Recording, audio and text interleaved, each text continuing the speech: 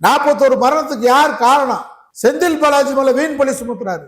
இன்னைக்கு சிபிஐ வழக்குக்கு போயிருக்கு. சிபிஐ வழக்கு என்ன செய்யுது? இப்ப ஒன்றிய அரசு விஜய்க்கு ஒய் பாதுகாப்பு கொடுக்க வேண்டிய அவசியம் என்ன? அவர் கட்சி ஆரம்பிச்சுன்னு ஒய் பாதுகாப்பு வழக்கை கொண்டு போய் நம்ம நடத்தின வழக்கை கொண்டு போய் சிபிஐ வச்சுக்கிருச்சு.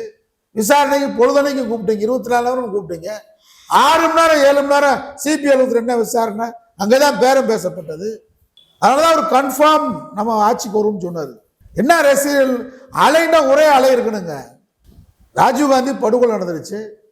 கலைஞர் கலைஞர் மட்டும் பரிதி எழுத மட்டும் 2 தூரம் ஜெயிச்சாங்க.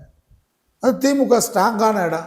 துறைமுகம் கலைஞர், எழும்பூர் திமுக ஸ்ட்ராங்கான இடம். அலைன்றது ஒரே அலை அடிச்சுச்சா இல்லையா? 232 தொகுதி திமுக தொகுதிச்சா இல்லையா? அதான் அலை. விஜய்க்கு பாருங்க, ஏன்னா அலை கொஞ்சம் கொஞ்சமா அடிக்குதா? பாண்டிச்சேரியில் சுத்தமா இல்லை. ஒரு முத கட்சி ஆரம்பிச்ச இடம் உளுந்தூர்பேட்டையில் காலி. மதுரையில் மாநாட்டு போட்ட இடம் திருமங்கலத்திலையும் காலி.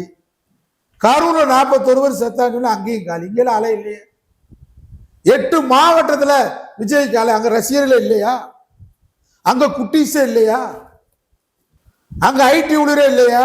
8 மாவட்டம், 8 மாவட்டத்தில் ஒரு சீட்டு இல்லை. அப்ப திட்டமிட்டு 20% வாக்கள் போட்டு விசில் வர்ற மாதிரி 20%, 20,000 ஓட்டு ஒரு தொகுதிக்கு போடுறது, அதுக்கான ஏற்பாடு பண்றது இயந்திரத்தில்.